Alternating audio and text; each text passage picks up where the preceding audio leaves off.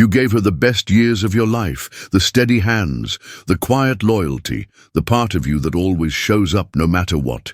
You fixed the house, paid the bills, held your tongue, and swallowed your pain, and still, somehow, you were just an option. Let me tell you a story. A woman I know, let's call her Diane, spent 22 years married to a man who stopped seeing her long before the divorce papers were signed. She cooked. She cared. She showed up. Even after he stopped asking how her day was, even when he looked right through her at the dinner table, she stayed. Because like so many of us, she thought if she just gave more, tried harder, stayed longer, he would finally choose her again. But he didn't. And the hardest part? She forgot to choose herself. Diane isn't alone. I've been there. Maybe you have too. Maybe somewhere between taking care of everyone else, surviving loss, rebuilding after divorce, or just being the dependable one for decades. You forgot how sacred you really are. You stopped seeing yourself as rare, as the prize, as the kind of man who should be respected without having to fight for it. Let me say this to you gently, but firmly. You are not here to audition for love. You are not here to shrink, to fit, or to prove your worth. You are here to carry yourself like the man you've always been. Quiet strength, calm power. No explanation needed. And in this video, I'm going to walk with you through 9 steps that help me move from feeling invisible to being deeply respected without saying a word. We'll talk about emotional discipline, boundaries, the power of silence, and what it means to stop offering discounts on your soul. And stay with me until the end, because I'll share a simple 30-second daily ritual that helped me rewire how I see myself and how others see me too. This one changed my life. It might change yours. If this already resonates with you, drop a comment below.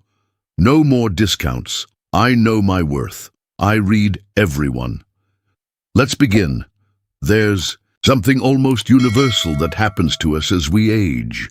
We become quieter on the outside, but inside, the longing for connection grows louder, especially after a breakup, a divorce, the loss of a partner, or even years of feeling emotionally invisible in your own home.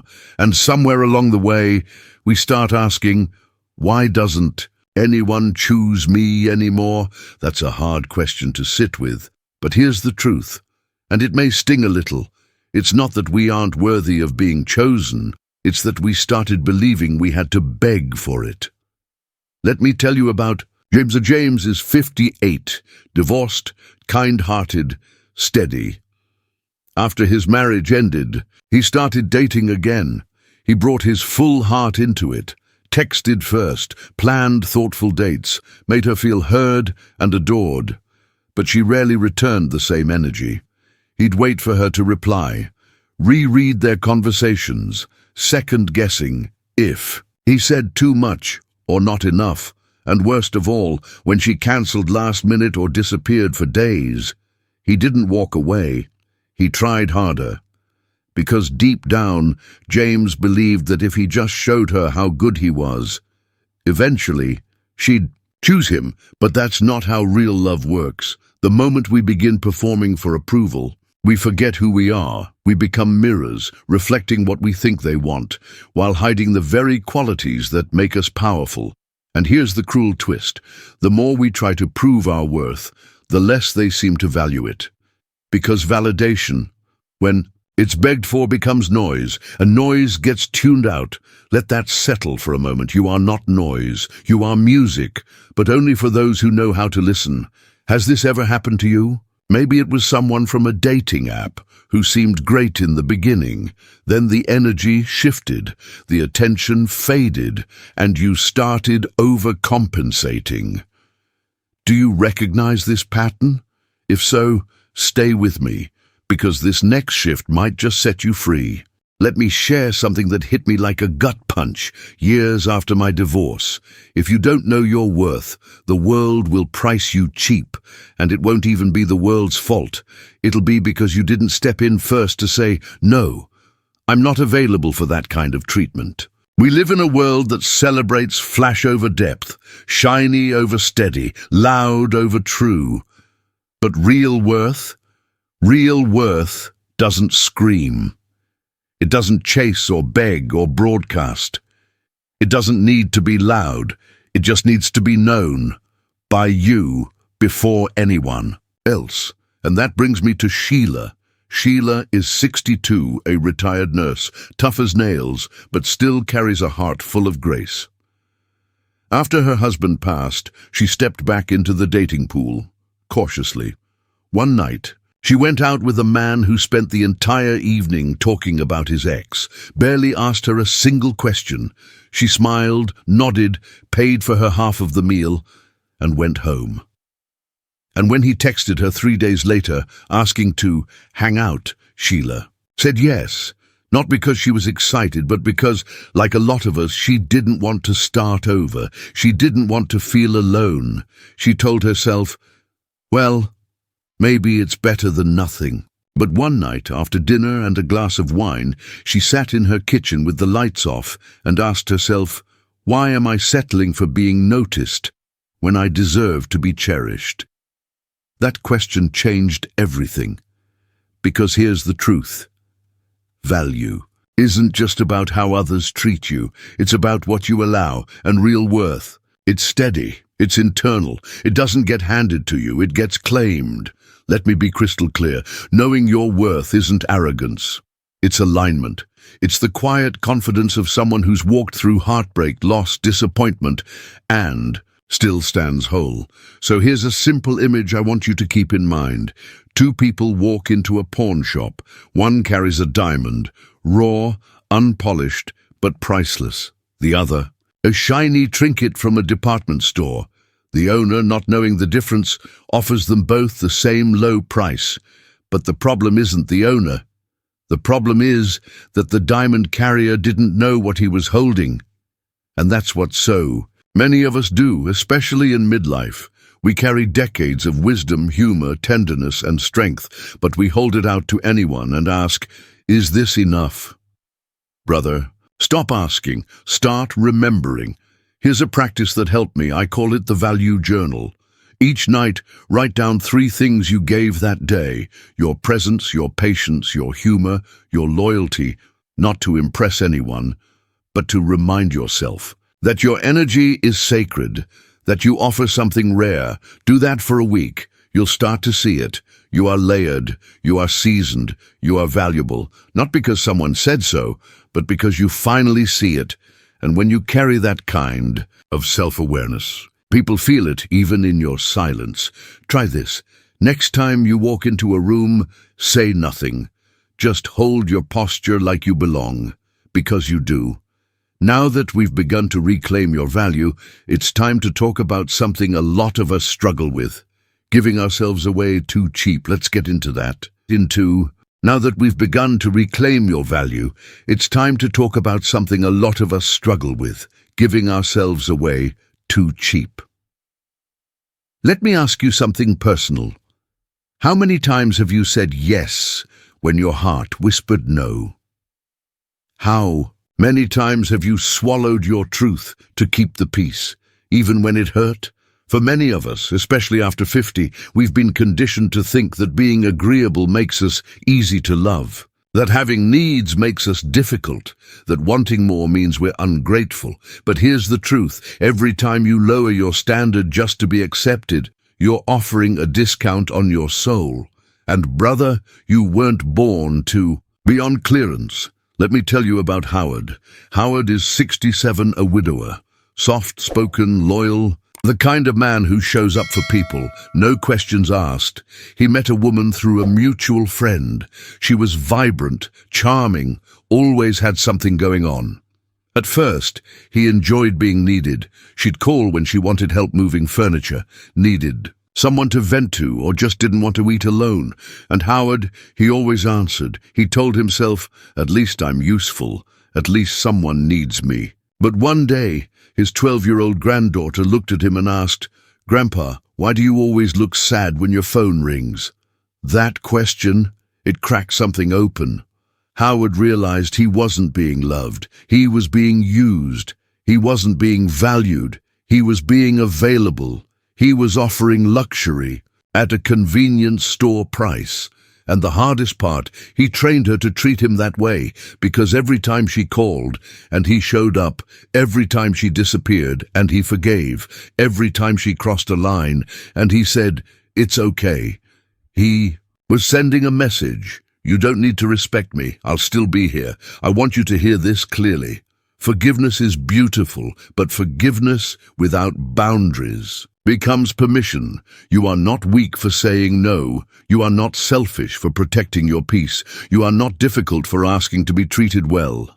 So here's your quiet challenge this week. Start noticing where you're saying yes out of habit, not alignment. Start paying attention to the parts of you give away for free, and practice saying no, not with anger, but with calm self-respect. Say it gently, say it clearly, but say it. Because when you stop offering discounts, you start attracting people who are ready to pay full price, not in money, but in energy, in effort, in consistency, in care. And when that happens, your world shifts. And that brings us to something that doesn't get talked about enough, but makes all the difference in the world: the power of being rare. Let's talk about that next. Now here's something I wish someone had told me sooner. The more available you are to everyone, the less valued you become by anyone. We live in a world that tells us to stay reachable, to always answer, to always say yes. But what no one tells you is this: there's power in being rare. Let me tell you about Evelyn. She's 64, spent most of her life showing up for others, raising 3 kids, caring for her aging parents, always being the first one there when someone needed help. She was dependable, constant, a safe harbor in everyone else's storm. But when the dust settled, when the favors stopped coming in, when the emergencies died down, no one asked how Evelyn was doing. One day, after yet another friend called just to dump their problems and hang up, Evelyn sat alone at her kitchen table and felt this deep, gnawing ache. She wasn't angry. She was just empty. Her time had become common. Her energy had become expected, not appreciated. Her kindness had become currency, spent by people who never gave anything back. So she made a quiet decision. She started protecting her presence like it was sacred. She didn't ghost people. She didn't lash out. She simply stopped being everywhere. She started saying, "Let me get back to you." She put her phone on silent when she needed peace. She blocked out time every week just for her. No guilt, no explanations. And something amazing happened. The people who only came around for convenience, they disappeared. But the ones who truly cared, they stepped up with more intention, more effort, and more reverence. Because here's the truth: we don't treasure what's always within reach. We treasure what feels sacred, what feels selective. Luxury isn't about price tags. It's about presence, and real presence is rare. You are not here to be handed out like a free sample. Your time, your energy, your attention, these things are precious. So how do you start reclaiming that rarity? Start small. Wait before you respond. Let others feel your pause. Your attention is a gift, not an obligation.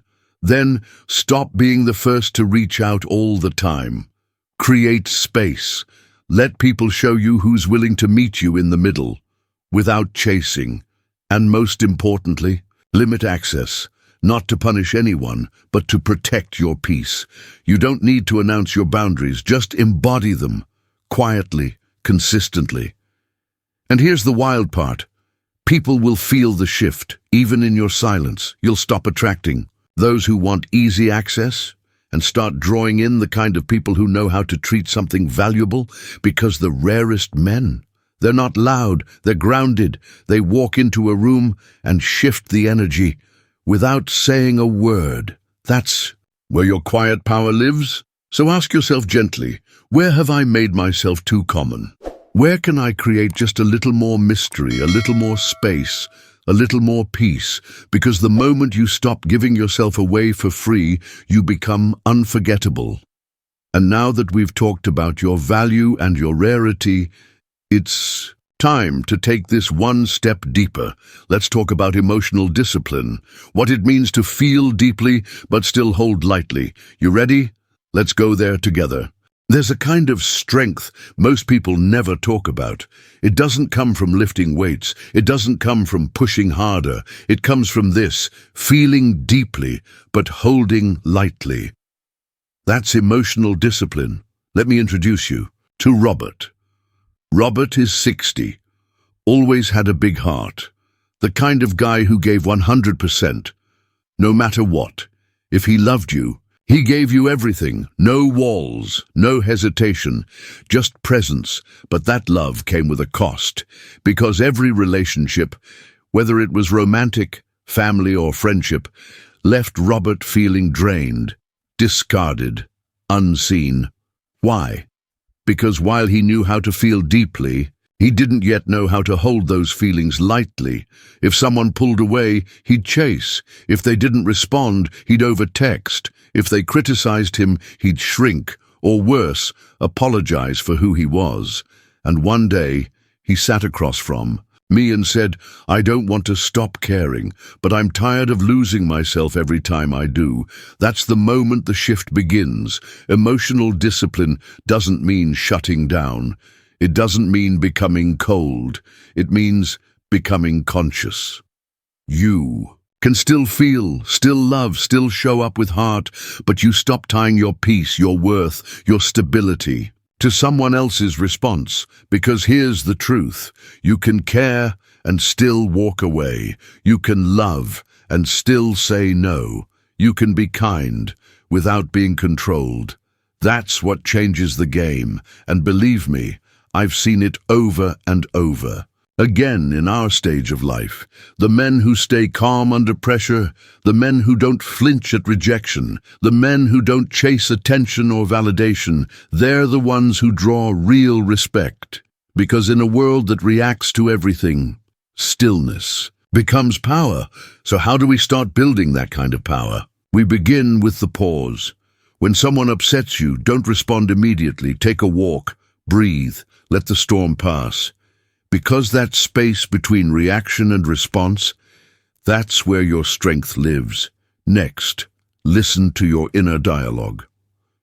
When someone pulls away, don't let their coldness become your self-talk. Remind yourself, this isn't about my worth, it's about their capacity. You are not defined by someone else's emotional limitations. And lastly, start holding space without pressure.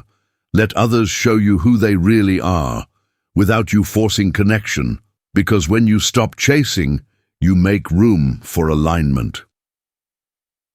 Here's a truth that changed everything for me. The man who can feel everything, but stay grounded anyway. He's unforgettable. So I'll ask you, brother, gently but honestly, where am I giving my emotional power away? What would it look like to feel fully busy and still stand strong?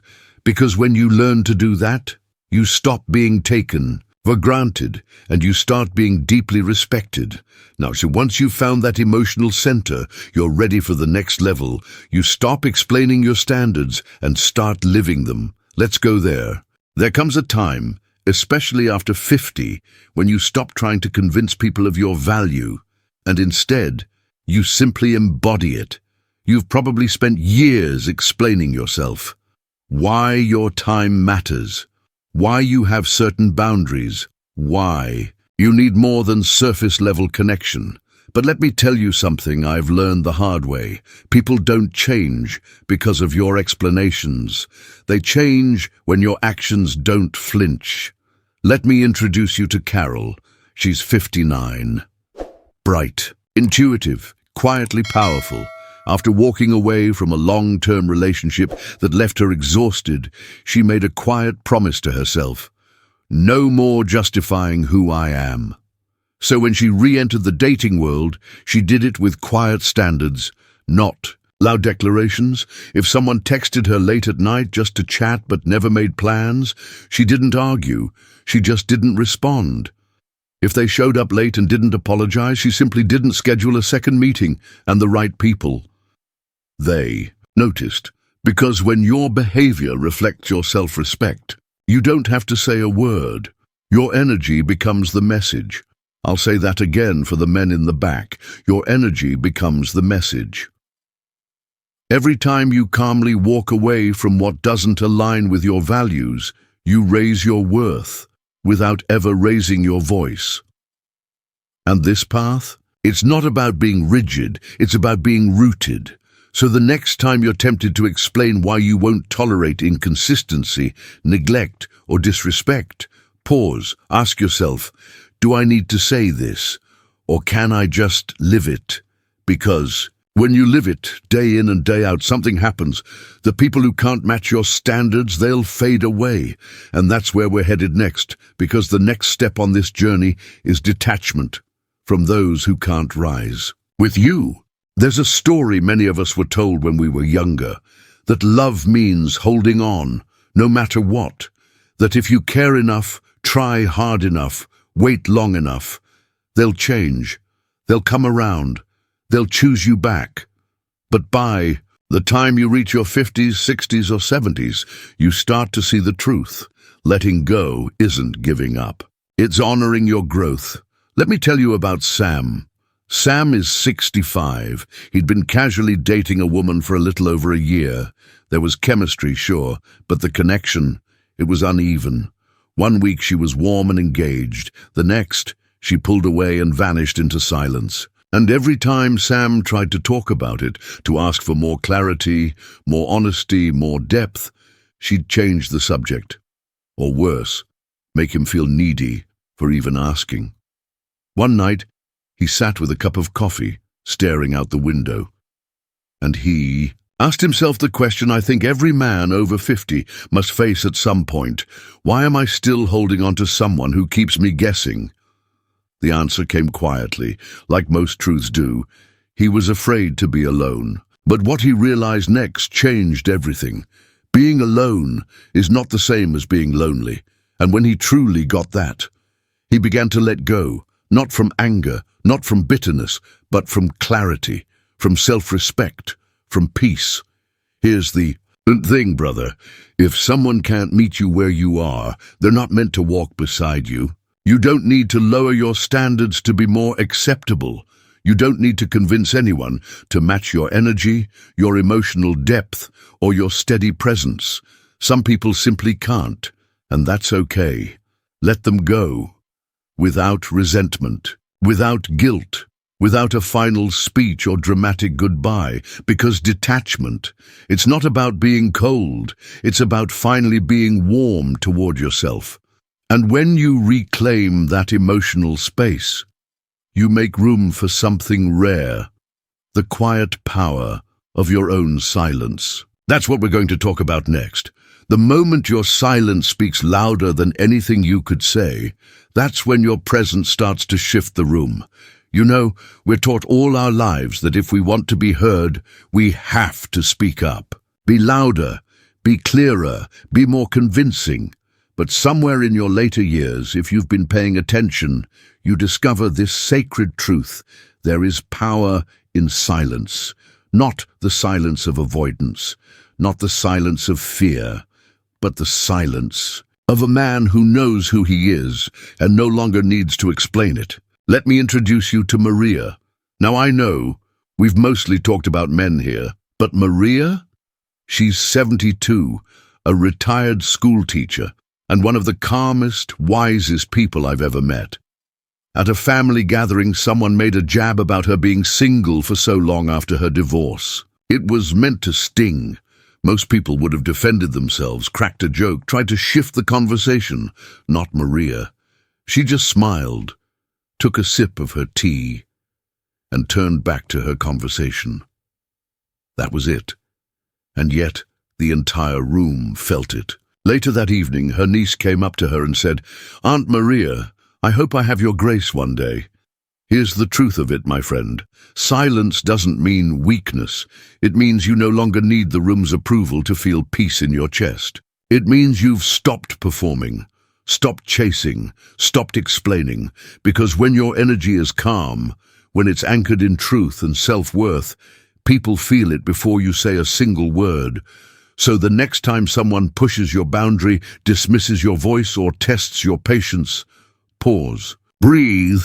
Let your silence do the heavy lifting, because the man who doesn't flinch, who doesn't argue, who doesn't defend or explain, that man, he owns the room, and the moment you master that silence, you step into the most important chapter of all, the one where you choose yourself, not halfway, not when it's convenient, not when others finally approve, fully, completely, relentlessly. Somewhere along the line, maybe when we were young boys, we got the message that putting ourselves last made us good men. We were taught to provide, to protect, to stay quiet, to endure, and we did. For decades, we gave. We showed up. We swallowed our pain and smiled through the weight of responsibility. But here's a quiet truth I've had to learn for myself. If you don't choose yourself, no one else truly can. Let me tell you about Dennis. Dennis is 70, a widower, a father, a man who's always been the go-to for everyone in his life. He helped friends move, sat with buddies through grief, supported his kids through every hard season, without complaint. But one evening, after helping a neighbor fix their leaky sink for the second time that month, he came home and just sat alone, quiet, exhausted, not from the labor, but from the emptiness. That night, Dennis did something different. He took out a notepad and wrote 3 headings: what I need, what I deserve, what I will no longer apologize for, and he called it his sacred list. And something shifted. The next morning, he said no to a request that didn't feel aligned. He signed up for a woodworking class he'd always wanted to try. He started spending his mornings in silence, just with himself and a cup of coffee. No phone, no distractions. And do you know what happened? He came back to life, because when you choose yourself, not selfishly but sacredly, you stop waiting for others to grant you permission to exist. You become your own permission, and that quiet confidence, that grounded energy, it radiates. People around you feel it. They either rise to meet you or they fall away. But either way, you don't lose. You gain yourself. So today, I want to ask you, what would it look like to choose yourself without guilt, without delay? Drop a comment below. This time, I choose me. Let me know what that means for you, because the next part of this journey is about legacy, not likes. It's about presence, not performance. Because when you choose yourself, not selfishly but sacredly, you stop waiting for others to grant you permission to exist. You become your own permission, and people around you, they feel it. They either rise to meet you, or they fade out, but either way, you win, because you gain yourself. So today, I want to ask, what would it look like to choose yourself, without guilt, without delay? Drop a comment. This time, I choose me. And if you've ever stayed too long in something one-sided, has this ever happened to you? Let us know. Your story could inspire another man to walk away with dignity, because the next chapter, it's not about performance, it's about presence and peace. Let me leave you with this. You are not here to explain. You are not here to be convenient. You are not a subscription anyone can cancel when bored. You're a legacy. And the right people, they won't just notice you. They'll show up and stay. So walk tall, brother. You still have chapters to write, and this one, it starts with you.